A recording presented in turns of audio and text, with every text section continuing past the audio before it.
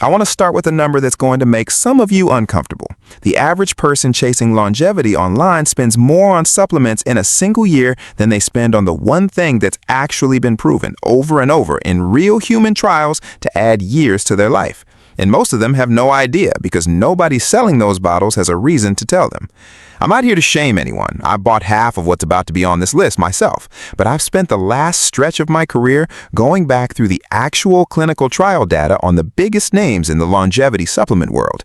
The stuff behind the marketing, behind the influencer posts, behind the beautifully designed packaging. And what I found was uncomfortable enough that I felt like I owed you an honest conversation about it.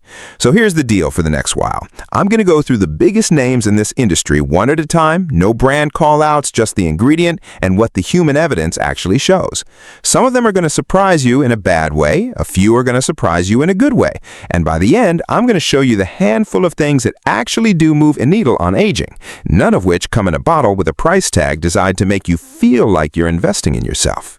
Before we start, I want you to do something. Think of the supplement you spent the most money on chasing longevity and hold that thought, because I want you to drop it in the comments once we get through this. I have a feeling a lot of you are going to see your own shelf reflected back at you today, and honestly, that's kind of the point. Here's the lens I want you to run all this through, because it's the whole reason this channel exists. Health was never a destination you arrive at and check off a list. Health is a rhythm, a set of waves your body rides every single day, whether you're paying attention to it or not. Your hormones move in cycles. Your inflammation rises and falls. Your cellular repair has windows where it happens efficiently and windows where it barely happens at all.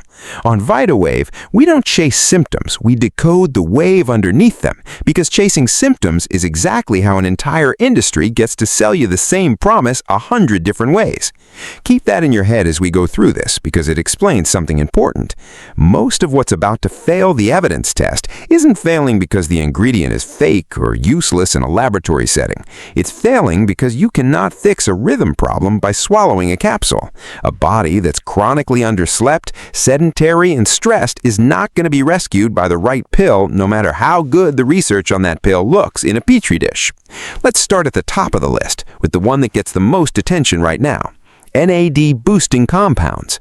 The pitch is genuinely elegant. Your cells run on an energy molecule that declines measurably as you age, so the logic goes, refill that molecule and you refill your youth. It sounds like topping off a fuel tank. And the first part of that pitch is actually true. Taking these compounds does raise blood levels of the target molecule. That part is measurable and real.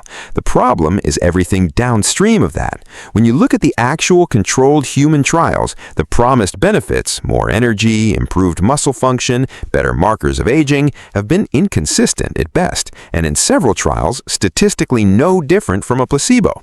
You're paying a premium price to move a number on a lab test that does not reliably translate into anything you would actually feel or benefit from in daily life. Resveratrol is next, and this one genuinely disappointed me because the origin story is one of the best in the entire industry. Researchers were trying to understand why certain wine-drinking populations seem to have better cardiovascular outcomes, found this molecule, and the early animal and cell studies looked spectacular. Then it hit human trials, and the doses required to replicate those animal results would mean drinking an amount of wine that would put you in a hospital bed, not extend your life. At the doses actually sold in capsule form, the majority of controlled human trials have failed to show a meaningful effect on aging markers, inflammation, or cardiovascular risk. It's one of the cleanest examples in this entire space of something that worked beautifully in a mouse and simply did not survive contact with a human body. Collagen peptides. This is a massive, massive industry, and the pitch makes intuitive sense on the surface. Your skin and joints are full of collagen. Collagen declines with age, so drink more collagen. Here's what almost nobody explains to you when you buy the tub. When you eat collagen, your digestive system breaks it down into individual amino acids, exactly the same as it does for chicken or beans or any other protein source.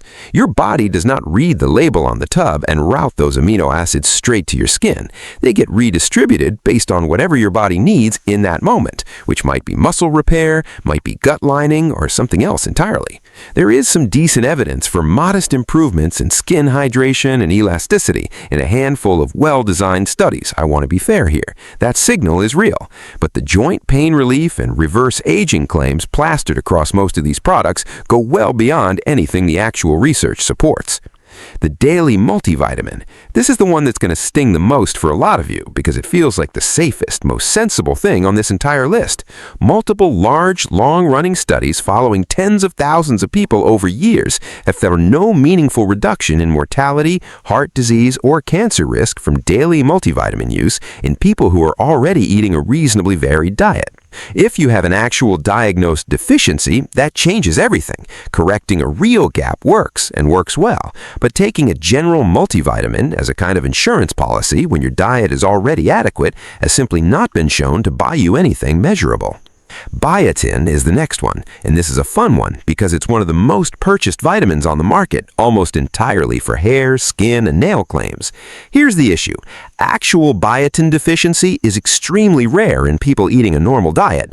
Most people taking it are already getting more than enough from food, and adding more on top of an already sufficient level has not been shown to improve hair growth, skin quality, or nail strength in people who weren't deficient to begin with.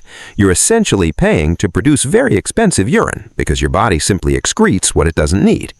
Hyaluronic acid in pill form is next. This one has a strange pitch personality because when it's injected or applied topically, there's decent evidence for skin hydration. Taken orally, the picture gets much murkier. Your digestive system breaks these large molecules before they ever reach your skin in any meaningful concentration, and the human trials on oral hyaluronic acid for skin aging are limited, small, and largely funded by the companies selling the product, which should always raise your eyebrow a little. Now, let's talk about the newer wave of what gets marketed as cellular senescence support, things like fisetin and quercetin sold as senolytics. The animal research here is genuinely exciting. These compounds have shown real promise in clearing out old, dysfunctional cells in mice. But here's the honest state of the human evidence right now. It is early, it is small scale, and it is nowhere near strong enough to justify the sweeping anti-aging claims being made on the bottles selling these compounds to consumers today. This is a category to watch, not a category to build your routine around yet.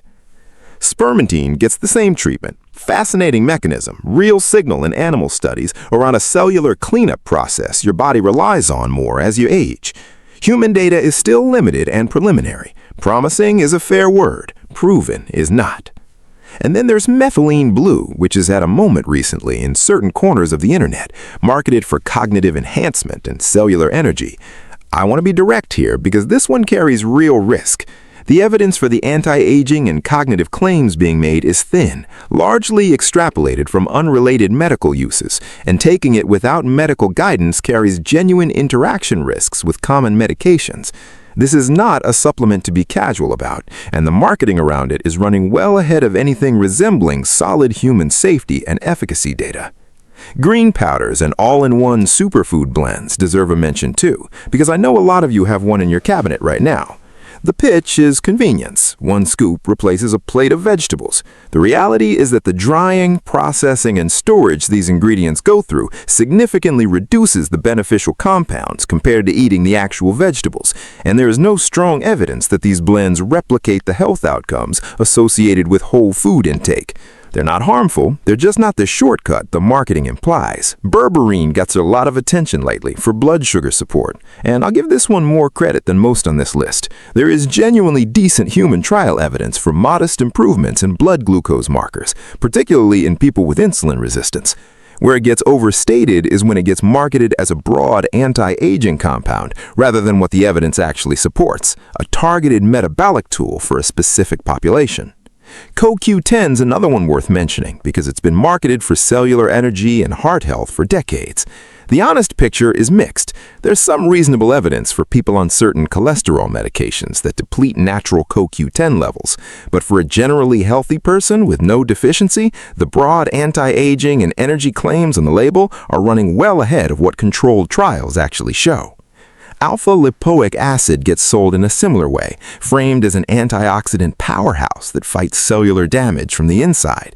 The trial data in humans is thin and inconsistent, mostly small studies with mixed results, and nowhere near the strength needed to support the sweeping anti-aging language used to market it. Turmeric and curcumin supplements deserve a mention too, because I know a lot of you have a bottle of this one specifically. Curcumin does have some genuine anti-inflammatory signal in laboratory settings, but it's notoriously poorly absorbed by the human body in its standard form, and most consumer products don't use the specialized absorption-enhanced formulations that showed any meaningful effect in the handful of decent human trials that exist. You're very likely getting a fraction of what the marketing implies you're getting. And adaptogens like ashwagandha and rhodiola have exploded in popularity, marketed as stress and aging support in one capsule. There's some reasonable short-term evidence for modest stress and cortisol effects. I won't dismiss that entirely, but the leap from may modestly ease stress in the short term to slows the aging process is a leap the actual research simply hasn't made yet, no matter how the label reads. Melatonin belongs on this list too, and I know this one's going to surprise people because it feels like the safest, most natural thing you could take before bed. Used occasionally for something like jet lag, the evidence is genuinely solid. Used nightly, long-term, as a general sleep aid, the picture gets far less clear. Some research even suggests your body can become less responsive to your own natural production over time with regular use, which is the exact opposite of what you want if better sleep is the actual goal. Detox teas and cleanse programs deserve a direct mention because the entire premise doesn't hold up to basic physiology. Your liver and kidneys are already performing that exact function continuously every single day without any help from a tea.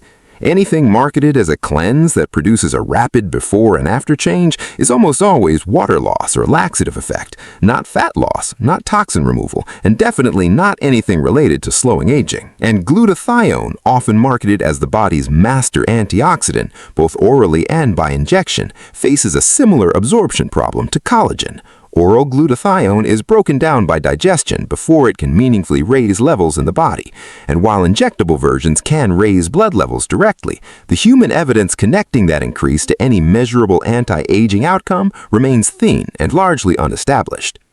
Telomere support formulas are worth addressing directly because the science behind the idea is real, even if the product built on top of it isn't. It's true that the protective caps on your chromosomes shorten over time, and that shortening is genuinely linked to aging.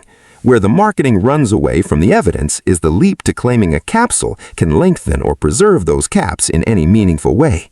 The handful of human trials on the ingredients used in these formulas show at best a weak, inconsistent association, nowhere close to the confident before and after language used to sell them. Probiotics get lumped into this longevity conversation constantly now, too, and I want to be careful here because the picture is genuinely more nuanced than most of what we've covered.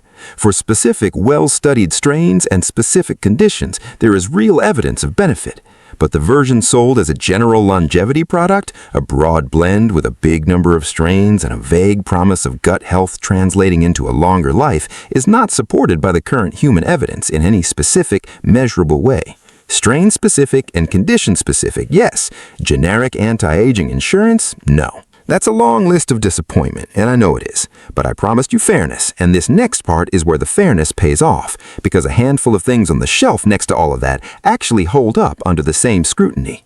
Creatine has one of the strongest safety and efficacy records of almost anything sold as a supplement, full stop. Decades of research support it for muscle preservation and strength, and a growing, increasingly convincing body of research supports cognitive resilience benefits as we age. This is not a maybe. This is one of the most studied compounds in exercise and aging science, and it consistently delivers on what it claims. Vitamin D, when you're actually deficient, and a significant percentage of people are, especially anyone spending most of their day indoors, has strong, well-documented benefits for bone density, immune function, and mood regulation. The important word there is deficient. Taking it when your levels are already adequate has not been shown to add extra benefit on top. Omega-3 fatty acids, particularly for people who rarely eat fish, have solid evidence behind them for cardiovascular health and inflammatory markers. This is a genuinely well-supported category, not a trendy one. Magnesium, again specifically for people who are deficient, which is more common than most people realize given modern diets, supports sleep quality, muscle function, and stress regulation in ways that are well documented. And plain, boring dietary protein, not a branded powder, just adequate protein intake across the day, is one of the single strongest levers for preserving muscle mass as you age. And preserving muscle mass is one of the most consistently proven predictors of healthy longevity that exists in the entire research literature. Notice what all 5 of those have in common. None of them are exotic. None of them require a scientific breakthrough or a patented delivery mechanism to explain why they work. They work because they're either correcting a real measurable gap, like an actual vitamin D or magnesium deficiency, or supporting a process your body already knows how to run, like muscle protein synthesis, rather than trying to introduce some entirely novel mechanism from outside your biology. That's usually the tell. The things that hold up tend to be almost boring. The things that don't tend to be the ones with the most exciting story attached to them. 5 things that hold up, more than a dozen that don't. That ratio should tell you something about how this entire industry is built. I want to tell you about someone I worked with a while back because it illustrates this better than any statistic could. She came to me with a cabinet that looked like a small pharmacy, close to 20 different bottles, spending somewhere north of $400 a month chasing every promising name on this exact list. She was tired, she wasn't sleeping well, and she genuinely believed the answer was one more addition to the stack, one more compound she hadn't tried yet. We didn't add a single new bottle. We removed almost everything except the handful with real evidence behind them, and instead spent that same energy rebuilding her sleep timing, getting her outside within the first hour of waking, and getting her lifting weights twice a week. Within 2 months, her own words were that she felt more different than she had in 3 years of supplement shopping. Nothing about her biology needed a new pill. It needed her rhythm corrected. I bring that up because I know what a lot of you are thinking right now, watching this. You're thinking, but I tried one of these and I really did feel a difference. And I believe you, genuinely. Here's what's actually happening in a lot of those cases. When you spend real money on something and commit to taking it daily, you also tend to pay closer attention to your body, sleep a little more consciously, eat a little more carefully, simply because you've made a commitment and you're watching for a result. That combination of expectation and quietly improved habits around the purchase is powerful enough to produce a genuine felt difference, even when the actual compound in the bottle is doing nothing measurable on its own. That's not you being gullible. That's just how human psychology and biology interact, and it's exactly why the well-designed trials use a placebo, because without one, almost everything looks like it's working. So if the pills aren't the real lever, and for most of what's on the shelf, they're clearly not, what actually is? This is the part of the conversation almost nobody wants to have because it doesn't fit in a 30-second ad and there's no bottle to sell at the end of it. But this is the actual foundation everything else in this space is built on top of. Your biological rhythm is the lever, not a capsule. Sleep timing and depth regulate the hormone responsible for tissue repair more powerfully than anything you can swallow. Go a few nights with genuinely poor sleep and your inflammatory markers measurably rise, while your insulin sensitivity measurably drops, effects that dwarf whatever any of these supplements claim to counteract. It's not just total hours either. Consistency matters nearly as much as duration. A body that wakes and sleeps at a shifting, unpredictable time every night never fully settles into the deep repair stages of the cycle the way a body on a steady schedule does. Morning light exposure, specifically getting outside in the first hour or two after you wake, sets your master biological clock for the entire day ahead. It governs when your body releases cortisol to get you moving, when it releases melatonin that night to help you wind down, and how efficiently your metabolism runs in the hours in between. This habit costs nothing and does more for your cellular rhythm than most of what's sitting on a supplement store shelf. The light through a window doesn't come close to providing the same signal as being outside. Even on an overcast day, outdoor light is dramatically brighter than anything indoors, and your internal clock needs that intensity to actually register the signal. Resistance training, even a modest 2 to 3 sessions a week, is one of the most consistently proven interventions for slowing age-related physical decline that exists anywhere in the research literature, stronger than nearly everything marketed as an anti-aging product. It doesn't need to be complicated or gym-based either. Body weight movements done consistently at home produce real benefit. The mechanism that matters is progressive resistance, not the specific equipment used to create it.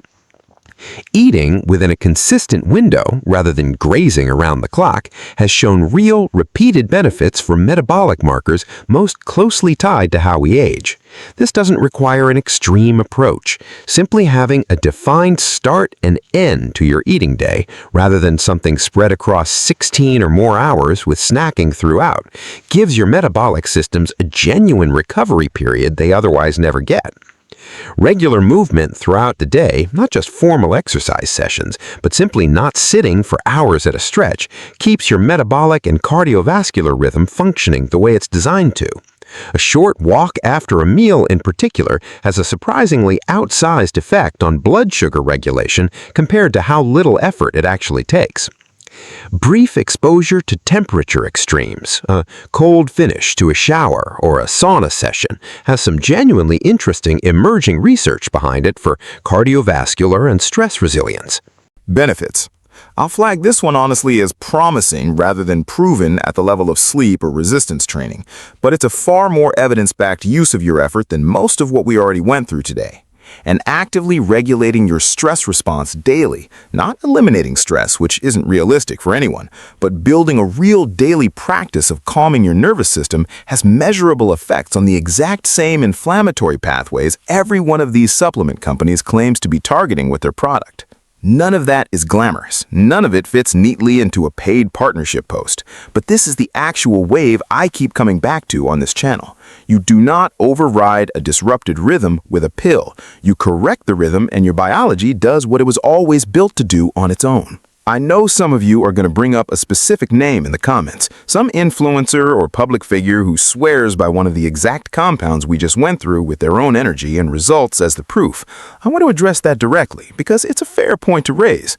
An individual person feeling good after starting something tells you almost nothing on its own because a single person isn't a controlled experiment. They didn't isolate that one variable from everything else changing in their life at the same time, and they have every incentive, financial or otherwise, to report a positive result once they've publicly attached themselves to a product.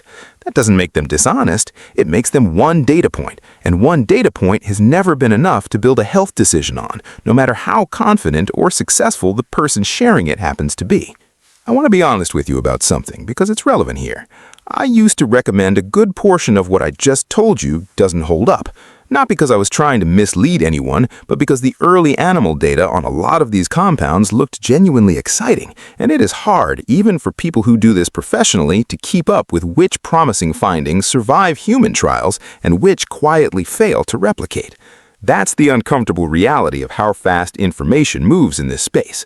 Yesterday's exciting headline is sometimes today's quiet retraction, and most people only ever see the original headline, never the correction. I think about that version of myself a lot, honestly. It's uncomfortable to look back at videos or conversations where I recommended something with real confidence, based on the best information available at the time, and later have to quietly walk that back once better data came in. But I'd rather be the person who updates in public when the evidence changes than the person who keeps repeating an old claim because it's more comfortable than admitting it didn't hold up. That's the standard I want this channel held to, and it's the standard I'd want any health information source held to if I were the one watching.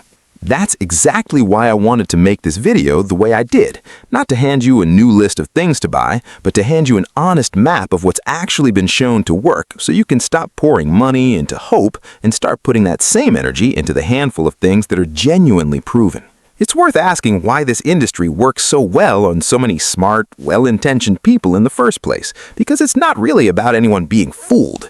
A new compound with a dramatic origin story and early animal data is genuinely exciting to talk about. It's easy to explain in 30 seconds, and it gives you a concrete action you can take today. Order the bottle, feel like you're doing something about a problem that otherwise feels overwhelming and slow to fix.